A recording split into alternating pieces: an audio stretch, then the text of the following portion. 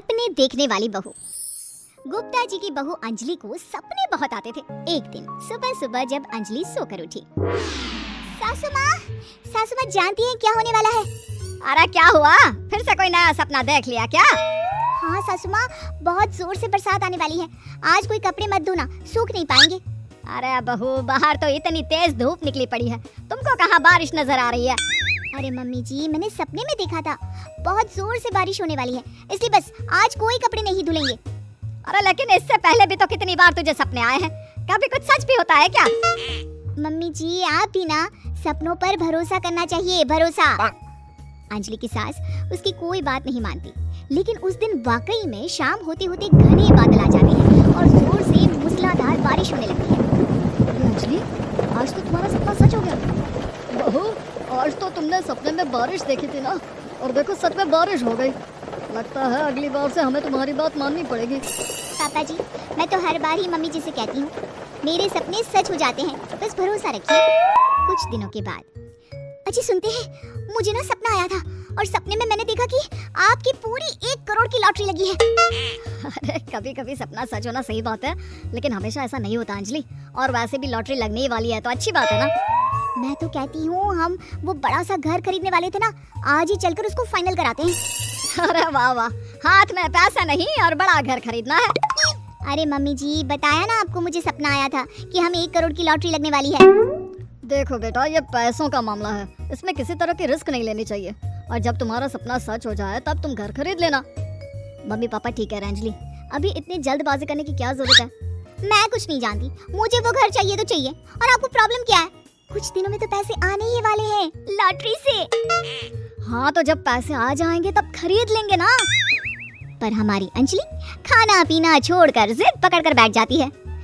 आखिर मजबूर होकर अंजलि के पति को उस घर को बुक कराने के पैसे देने पड़ते हैं। कई दिन बीत जाते हैं, लेकिन अंजलि के पति की कोई लॉटरी नहीं लगती। कुछ दिनों के बाद, तुम्हारे सपने के चक्कर में तो सब खराब हो गया अंजलि। ना लॉटरी लगी, ऊपर से बेकार में ही सारी जमा पूंजी उस घर को खरीदने में खर्च हो गई। थोड़े दिन तो इंतजार करो, अब ऐसा थोड़ी ना होता है कि आज सपना आया और कल आपकी लॉटरी लग गई। मैंने तो पहले ही कहा था, तुम्हारी बीवी को तो हर सपने पर विश्वास करने की आदत पड़ गई है। ऐसा भी कहीं होता है क्या? कुछ दिनों के बाद अचानक से अंजलि के पति के पास एक फोन आता है और पता चलता है कि उसकी 1 करोड़ की लॉटरी लग गई है। अरे वाह अंजलि, ये तो कमाल हो गया, मेरे तो सच में लॉटरी लगी। अरे भगवान भला करे तुम्हारा।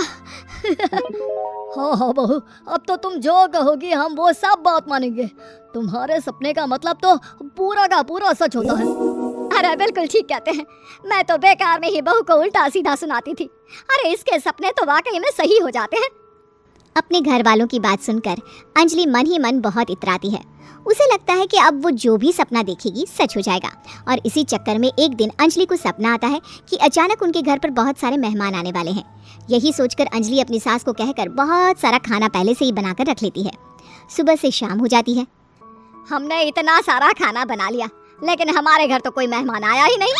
हाँ मम्मी जी, अब तो रात होने आई है, लगता है ये खाना हम लोगों को ही खाना पड़ेगा। गुप्ता जी का परिवार पूरे 2 दिन तक उस खाने को खाकर खत्म करता है, लेकिन अंजलि की अपने सपनों पर भरोसा करने की आदत इतनी जल्दी छूटने वाली कहाँ थी।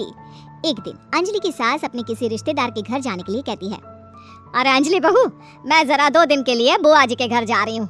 देखो तुम पीछे से घर को अच्छी तरह संभाल लेना। हाँ ठीक है मम्मी जी, आप चिंता मत करिए, मैं सब कुछ अच्छे से संभाल लूंगी। बहू वैसे तो तुम सब कुछ बहुत अच्छे से ही करती हो, लेकिन देखो ये जरा ना सपनों पर भरोसा थोड़ा कम किया करो बेटा। क्या मम्मी जी, मेरे इतने सारे सपने तो सच हो जाते हैं, उसके बाद भी आपको शक ही रहता है हमेशा। अरे बेटा, कभी कभार की बात अलग है, लेकिन हमेशा इन बातों पर भरोसा करना बहुत बड़ा नुकसान भी करवा सकता है। तुम्हें इस बात को समझना चाहिए। ठीक है मम्मी जी, समझ गई, अब आप आराम से जाइए, मैं सब कुछ बहुत अच्छे से कर लूंगी। अंजलि की सास बुआ जी के घर चली जाती है। उसके जाने के बाद अंजलि एक दिन सुबह सोकर उठती है और जोर जोर से रोने लगती है। अरे क्या हुआ अंजलि, तुम रो क्यों रही हो? बहू सब ठीक तो है ना? क्या कोई बुरा सपना देखा? अरे पापा जी क्या बताओ, मम्मी जी नहीं रही, वो हम सबको छोड़कर चली गई।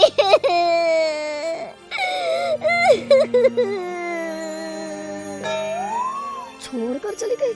अरे क्या मतलब है, वो तो अपनी बुआ जी के घर गई है ना। पापा जी, सासू माँ बुआ जी के घर नहीं, भगवान जी के घर गई है। अरे अंजलि, सुबह सुबह कैसी बात कर रही हो? बुआ के घर गई है, कुछ नहीं हुआ है उनको। मैंने सपने में देखा था, मम्मी जी भगवान को प्यारी हो गई है। अंजलि का पति उसे समझाने की कोशिश करता है, लेकिन अंजलि के बार बार कहने पर वो भी इस बात पर भरोसा कर लेता है कि अब उसकी माँ दुनिया में नहीं रही। सारे गांव में ये खबर फैल जाती है कि अंजलि की सास की मौत हो गई। भगवान, अब हम क्या करेंगे? तुम्हारे सर से माँ का साया उठ गया। मैं तो कहती हूँ पापा जी, इनको बुआ जी के घर जाकर मम्मी जी की डेड बॉडी को ले आना चाहिए, तब तक हम उनकी अंतिम यात्रा की तैयारी करते हैं। अंजलि का पति अंजलि की बात सुनकर बुआ जी के घर के लिए रवाना हो जाता है। उधर अंजलि अपनी सास के अंतिम संस्कार की सारी तैयारियां कर लेती है। मोहल्ले के सारे लोग वहां पर आकर इकट्ठा हो जाते हैं। बहुत बुरा हुआ, मेरी सास मुझे बहुत प्यार करती थी, बुआ जी के घर गई थी। अरे हमको क्या पता था कि भगवान जी के घर जा रही है। अंजलि ने अपनी सास की तस्वीर पर हार पहनाकर घर के बीचों बीच रख दिया। सब लोग आकर गुप्ता परिवार को सांत्वना दे रहे थे। थोड़ी देर बाद अंजलि का पति घर आता है और साथ में अपनी माँ को भी ले आता है। अरे बहू, मेरी तस्वीर पर हार क्यों चढ़ा रखा है? सब लोग अंजलि की सास को देखकर डर जाते हैं। अरे आप लोगों को डरने की कोई जरूरत नहीं है, मेरी माँ जिंदा है। ये तो मेरी बीवी के सपने के चक्कर में हम लोगों ने अपनी माँ को मरा हुआ समझ लिया। बहू, सपने देखना ठीक है, पर अपनी जिंदा सास का अंतिम संस्कार करना बहुत बड़ी गलती। इसके बाद अंजलि की अपने सपनों पर आंख मूंद कर भरोसा करने की आदत हमेशा के लिए सुधर जाती है।